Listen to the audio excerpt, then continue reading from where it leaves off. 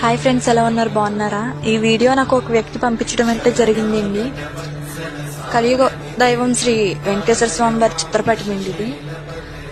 అసలు స్వామి వారికి అలంకరణ, అభిషేకం చాలా భక్తిభావంతో అయితే జరగడం చూస్తున్నాం కదా మనం.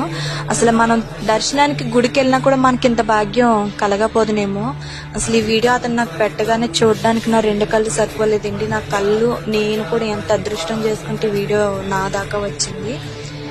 ఈ వీడియో మీరు కూడా చూడండి, మీకు తెలిసినటువంటి వాళ్ళకి కూడా షేర్ చేసి ఈ అదృష్టాన్ని కల్పించండి.